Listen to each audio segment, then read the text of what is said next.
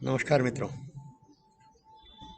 आज बैशाख कृष्णा द्वादशी 2078 रविवार का दिन और प्रातः के 6:56 हुआ चाहते हैं, ब्रह्म मुहूर्त है। मित्रों, बहुत दिनों से क्वांटम की चर्चा नहीं हुई, ओकल्ट की चर्चा नहीं हुई और इस बीच में काफ़ी कुछ बदलाव निरंतर चल रहा है। परिवेश में चल रहा है, भीतर चल रहा है। दोनों दिशाओं में क्वांटम काम कर रहा है। ओकल्ट में जो मेरा शोध चलता था वो ओकल्ट और मुझे सहायता करता है। ओकल्ट माने उस पार के जगत का विवरण, उसकी छोटी छोटी डिटेल। और क्वांटम माने ये पूरा सृष्टि जो है वो संभावनाओं का केंद्र है। ऐसी ऐसी घटनाएं प्रकट होती है जिसके बारे में मानव ने सोचा ही नहीं, अपेक्षा ही नहीं की। अब जैसे बंगाल में कोई नहीं सोचता था कि तृणमूल 215-16 सीट लेकर के ममता दीदी को वापस तीसरी बार शपथ दिलाएगी। सबकी अपेक्षा थी कि 210 के आसपास भाजपा लेके आएगी। तो संभावनाएं नहीं रखी कि ऐसा भी हो सकता है। अब विश्लेषण करने वाले कुछ भी विश्लेषण करें भाई, विश्लेषण कई प्रकार के हैं इन चुनावों के, लेकिन ये विश्लेषण, सारे विश्लेषण मिलकर के जब तक हम क्वांटम को ठीक से न समझ लेते, क्वांटम के रहस्य को न खोल लेते, तब तक इसी प्रकार और अनपेक्षित, अचिंतित घटनाएं हमारे आसपास घटती ही रहती हैं और घटती हैं और घटेंगी। अब जैसे इन चुनाव का विश्लेषण करने के लिए भाई जो लोग बहुत भीड़ बन करके तृणमूल से निकल करके भाजपा में आए और उस समय भाजपा बल्ले बल्ले बल्ले बल्ले कर रही थी, भांगड़ा कर रही थी, तो समझ ही न सके कि उसमें से कई शातिर लोग इसलिए पाला बदले कि भाजपा में आकर के भाजपा को भीतर से काटेंगे। बड़ बोले तो हैं ही वो, तो ज़्यादा बोल बोल करके। और भाजपा के पास समस्या ये थी कि उनके पास तो बूथ एजेंट भी नहीं थे। तो बूथ एजेंट बनाने के लिए जो तृणमूल से आए, शुभेंदु अधिकारी हो या मुकुल राय हो, उन दोनों ने जैसा जैसा सुझाव दिया बूथ बूथ पर टीम बनाने का या बूथ पर एजेंट देने का, वैसे वैसे एजेंट दिए गए छोटे छोटे गांव में। तो उन्होंने वो जो भाजपा के नाम पर तृणमूल को उन्होंने वोट दिलवाए, बने हुए भाजपा के एजेंट, और भीतर जाकर के उधर भी तृणमूल इधर भी तृणमूल, तो पोलिंग एजेंट दोनों एक ही। और अब जो पोलिंग ऑफिसर है वो भी तृणमूल का ही निकला, वो लोकल बॉडी का ही होगा। अब बाहर सीआरएफ या जो सुरक्षा सैनिक है वो बाहर काम करते रहो, बाहर से कोई गड़बड़ नहीं होगी, अंदर सारा वोट छापा हो जाएगा। और अभी तक बल्ले बल्ले ही चल रहा था, अभी तक बल्ले बल्ले ही चल रहा था। इतनी ज़्यादा जो वोटिंग हुई उसको भी ये समझा जा रहा था कि भाजपा के पक्ष में जाएगी। और जो वोटर का भय निकाल दिया सुरक्षा कर्मचारियों ने, तो अब तो निर्भय होकर के वो आकर के वोट देने लगे। खाली जो शीतला पूरा या वो जो मरे 4-5 लोग, वो तो अपने अतिरिक्त उत्साह में मरे। वो तो मुसलमान जो है, और ममता का जो आह्वान कि घेर लो, महिलाएं घेर लो, और ये झांसा देने वाला था। ममता चाहती थी कि खून खराबा हो, वो चाहती थी कि खून खराबा हो, और इसीलिए उसने ये झांसा दिया कि भाई घेर लो सुरक्षा अधिकारियों को और उधर वोट करो। और एक जहाँ नाटक किया, ममता ने खुद जाकर बैठी और नाटक किया, और पाँव में जो लगा वो नाटक किया, सारे नाटक सामने आ गए हैं अब। लेकिन ममता मुख्यमंत्री है, इस बात से कौन इनकार करेगा, और बहुत बड़ी मेजोरिटी से है, इस बात से कौन इनकार करेगा। तो अब स्थिति ये है कि कितना भी वो अत्याचार करे और वैसे का वैसे भाजपा के लोगों को लटका दे पेड़ों से मार मार के, और जाने कितने बलात्कार अब कितने भी कर लें, राष्ट्रपति शासन नहीं लगा सकते। राष्ट्रपति शासन लगाया तो अंधा है कोर्ट, तो वो तो सबूत देखता है खाली। कोर्ट की तो आंखों पर पट्टी बंधी है, उनका तो निशान ही है आंखों पर पट्टी बंधी है। अरे आंखों पर पट्टी बंधी है, हाथ में तुला लिए बैठे हो, लेकिन तुला के कौन से पलड़े में क्या कोई डाल देगा तुम तो देख ही नहीं पाओगे, तुम नहीं देख सकते भाई। तो वही इस भय से राष्ट्रपति शासन नहीं लग सकता। अब डाल डाल पाँव पाँव चल रहा है। अब इधर भाजपा के कार्यकर्ता मर रहे हैं, बड़े पैमाने पर पलायन हो रहा है, भाग रहे हैं अपनी बहन बेटियों को बचाने के लिए, इज्जत बचाने के लिए। सड़क पर रेप हो रहे हैं, सड़क पर, कहते हुए शर्म आती है। रेप का अर्थ खाली संभोग कर लेना नहीं है, रेप माने जबरदस्ती। महिलाओं के साथ सड़क पर जबरदस्ती हो रही है, उनका चीरहरण हो रहा है, उनको उठा करके ले जा रहे हैं 4 लोग गोदी में उठाकर। ये रेप इससे कम नहीं है, ये रेप ही है। महिला की मर्जी के बिना उसकी शालीनता पर जरा भी जो चोट आती है वो जबरदस्ती है, रेप है, वो बलात्कार है। बलात्कार का अर्थ यही है कि जबरदस्ती उसकी मर्जी के बिना किया हुआ काम। जैसे बच्चे पर बलात्कार होता है, उसको स्कूल भेजा जाता है, छोटे बच्चे को स्कूल भेजना जैसे बलात्कार है उस पर, वैसे बलात्कार गांव गांव में हो रहे हैं और हिंदू युवा देख नहीं पा रहा, इसलिए वो एक तो गांव छोड़ रहा है, और एक गांव छोड़ रहा है, और जो गांव में रह रहे हैं वो भी मोदी और शाह टीम को गाली दे रहे हैं। तो भाजपा के विरुद्ध बहुत बड़ा एक रोष न सिर्फ बंगाल में बल्कि पूरे भारत में और विश्व में भी। विश्व का हिंदू मानस उद्वेलित है, और यही तो चाहती थी ममता एंड पार्टी, यही चाहते थे।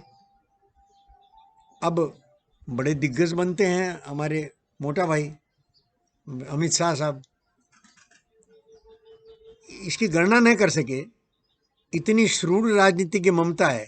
उधर उधर बैठा है वो पवार को तो सम्मान दे करके पहले से अनुमान लगा लेते हैं कि भाई फूंक फूंक कर कदम रखो, पवार बैठा है। ममता का अंदाज नहीं लगा सके। ममता माँ है पवार की, ममता पवार जैसे 2-3 लोगों को पैदा कर दे। ऐसी बहुत शातिर राजनीतिज्ञ, और फिर से अब 5 साल तक वो अगर बैठी रहती है निर्बाध, तो वो बॉर्डर से कितना बड़ी पैमाने पर, और यहाँ मुसलमानों को बचाएगी, रोहिंग्याओं को बचाएगी, बांग्लादेश और इसको मिला देगी, ये उसका सपना है। वो तो पागल बनी हुई है, पर अंधे हैं क्या हमारे मोटा भाई और गांधी बनने की चेष्टा करने वाले मोदी जी।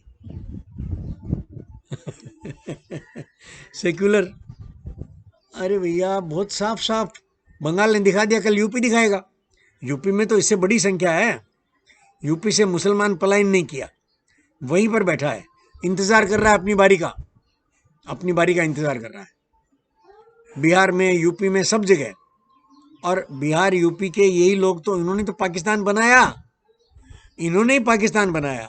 और अब पाकिस्तान जब बन गए, वो लड़के लिया है पाकिस्तान, हंस के लेंगे हिंदुस्तान, या बाकी सब ये जो नारे लग रहे हैं गजवाए हिंद के, वो छोड़ेंगे? पूरे देश में ये जो घर के भेदी बैठे हैं, स्लीपिंग सेल, अरे कितना भैया, अब तो मोदी जी के इस सहयोग प्रयत्न से, सबका साथ सबका विश्वास, इस भ्रम में, और अच्छी अच्छी पोस्टों पर मुसलमान बैठ रहे हैं। कोई आश्चर्य नहीं कि बहुत जल्दी मुसलमान इस देश का प्रधानमंत्री बन जाए, राष्ट्रपति बन जाए। सोहरावर्दी याद कर लो, डायरेक्ट एक्शन। ममता को देख लो, सोहरावर्दी की माँ। सोहरावर्दी के समय तो फिर भी और मुसलमान हिंदू को मार रहा था, अब तो हिंदू ही हिंदू को मार रहा है। ये ममता बनर्जी का प्रभाव है, ये वो चंडी पाठ जो करती थी उसका प्रभाव है। वाह रे वाह, अरे हिंदू तेरी तो बुद्धि का बलियारी है यार। तुम्हारे नायक ही जब ऐसे हैं तो तुमको क्या कहा जाए भाई। ये क्वांटम के रहस्य को पूरा खोले बिना ये सारे षड्यंत्र जो आदमी के दिमाग में मन में चलते हैं उनसे कैसे पार पाएगा आदमी। मोदी कितना ही बोले कि पारदर्शिता पारदर्शिता पारदर्शिता, पारदर्शिता आएगी कैसे?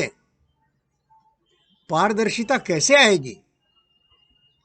पारदर्शी होना क्या सीधा काम है, सरल काम है? अरे घर में तो नहीं आती पारदर्शिता, पति पत्नी के बीच में पारदर्शिता नहीं है। सब जगह अपनी अपनी प्रिवेसी। ये जो नया जीने का ढंग है वो बाप बेटे को अलग किए हुए है, पति पत्नी को अलग किए हुए है।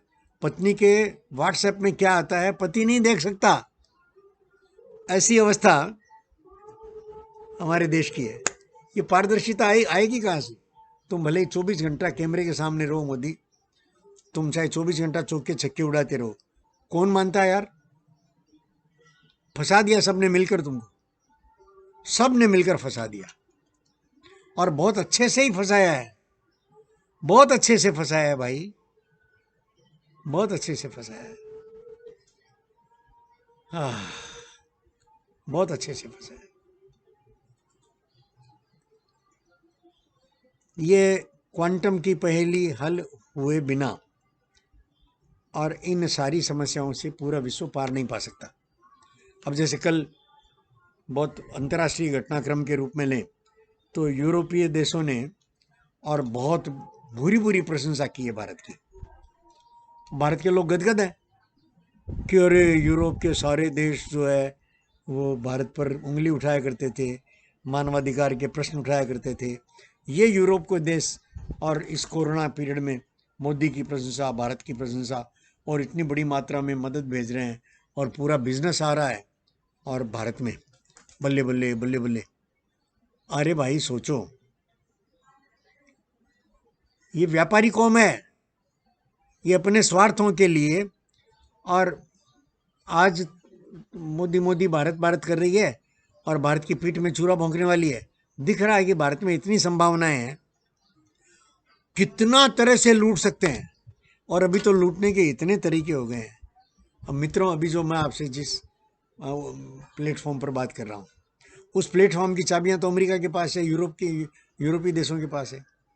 इसका सारा जो फायदा है, ये जो मैं आपसे बात कर रहा हूँ, तो पैसा खर्च हो रहा है, पैसा खर्च हो रहा है, अनजाने में मीठा खर्च है, ये लगता है फ्री है।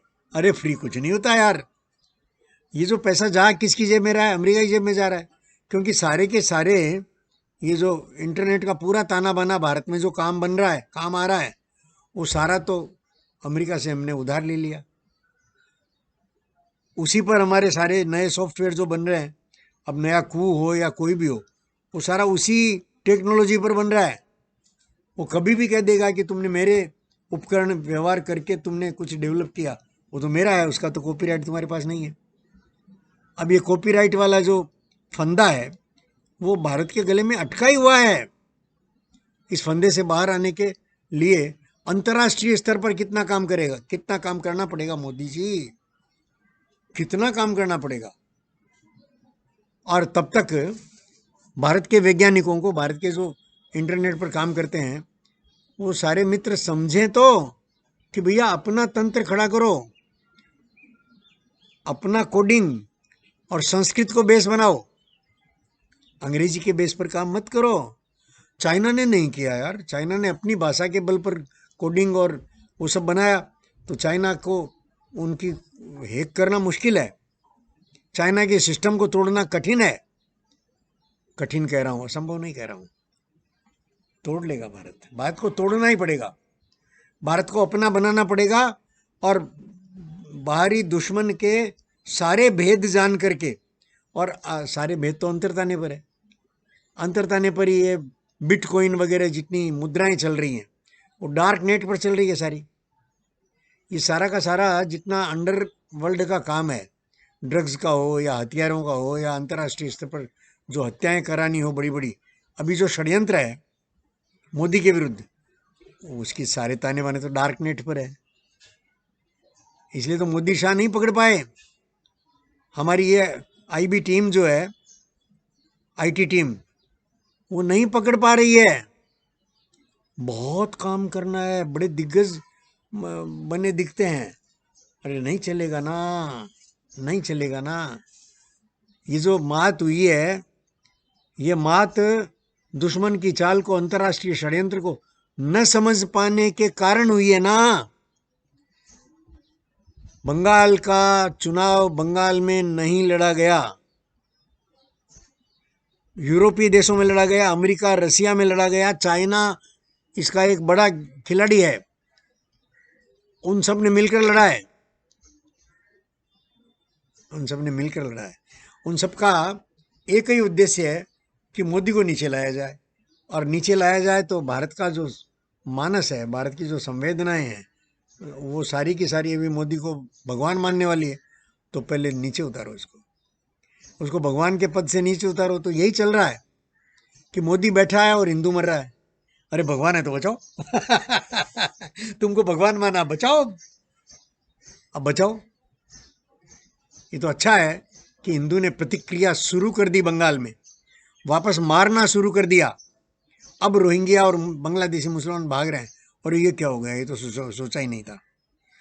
पलायन कम हो रहा है। अब पलायन जो कर गए उसमें से युवा लोग वापस लौट रहे हैं। नहीं, जमीन छोड़ दी तो कहाँ जाएंगे, ये तो पूरे देश में है। बंगाल छोड़ के भाग गए आसाम, आसाम से कैसे बचोगे, कैसे बचोगे, वहां भी मुसलमान ही है, कांग्रेस बैठा है, मुसलमान बैठा है, कम्युनिस्ट बैठे हैं, छोड़ेंगे। और सबसे बड़ी बात तो इस देश की डेमोक्रेसी और संविधान, और मूर्ख न्यायाधीश समझते नहीं है, कैसे कैसे फैसले सुना देते हैं, किस किस प्रकार से जबरदस्ती करते हैं कि नहीं ये तुम टीका फ्री दो और एक ही दाम चले। अरे सामान्य व्यवहार नहीं समझते कि ये मोदी को नीचे गिराने के लिए ये साढ़े केजरीवाल और ये उद्धव और ये सब लगे हुए हैं। एक ही उद्देश्य है, कांग्रेस के आसपास ये कांग्रेस के चट्टे बट्टे सारे के सारे, और बिना सोचे समझे, और फैसला उनके पक्ष में जा रहा है। अरे देश पहले है यार, ये राष्ट्रवाद की धारा को पकड़ो। हाँ, इस राष्ट्रवाद की धारा के विरुद्ध में है न्यायालय भी, लेकिन हमारे संविधान की मुश्किल ये है कि कुछ कह नहीं सकते। ये कंटेम्प्ट ऑफ कोर्ट साधक पर भी आ सकता है। और मैं बार बार कहता हूँ कि भैया ममता भी छोड़ेगी नहीं, नहीं छोड़ेगी। क्या ममता को मालूम नहीं है कि मैं क्या बोल रहा हूँ और क्या कर रहा हूँ? अरे मैं तो खुला बोल रहा हूँ यार ममता को, अरे यार लड़ना पड़ेगा भाई। हमारा क्या है यार, 70 साल हो गए, वापस आएंगे। जैसे मेरे तपन घोष कह कर गए कि एक बार विदाई दाओ माँ घूरे आसी, तो फिर वापस आएंगे, और वापस आकर के इसी संस्कृति का काम करेंगे। 5 साल अगर ममता रह गई तो छोड़ेगी नहीं, साधक पक्का है, नहीं छोड़ेगी। 5 साल से पहले कुछ हो जाए तो कुछ नहीं कह सकते, मोदी शाह बैठे हैं अभी भी संभावनाओं का सागर है ये संसार, कुछ भी हो सकता है। क्वांटम की पहेली जब तक साधक भी पूरा हल नहीं कर लेता तब तक कुछ भी हो सकता है। स्वयं साधक का अनुमान भी था कि कंफर्टेबल मेजोरिटी से सरकार बनाएगी बीजेपी। हाँ जी, खुद साधक का भी असेसमेंट ऐसा ही था। तो क्वांटम को नहीं समझा ना पूरा। लेकिन जल्दीबाजी भी नहीं चलती इसमें। क्वांटम पहेली को हल करने में जल्दीबाजी का कोई काम नहीं है। जल्दीबाजी करने से कुछ नहीं होना। धीरे धीरे रेमना, धीरे सब कुछ हो, माली सींचे सोगड़ा, ऋतु आए फल हो। और कौन जाने ये क्वांटम की पहेली खुलते खुलते और साधक की भी सारी गांठें खुल जाए। अगर सारी गांठें खुल गई तो फिर क्या चाइना, क्या पाकिस्तान और क्या ये दुनिया का चक्कर ऐसे ही चलने वाला है। ये तो ये तो चरई वेती। पता नहीं और कितने मोदियों को आना पड़ेगा, पता नहीं और कितनी साधना भारतवर्ष को करनी पड़ेगी पूरे विश्व को दुखों से मुक्ति दिलाने के लिए। करो मित्र, करती रहनी पड़ेगी। अरविंद कर गए और विवेकानंद कर गए और जाने कितने ऋषि मुनि, अनगिनत ऋषि मुनि कर गए। करो मित्र करो, करो साधक, रुको मत साधक। ओ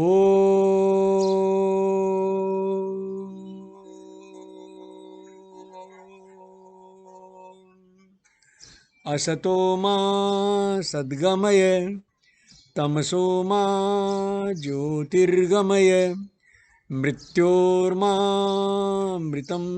गमय। ओम शांति शांति शांति।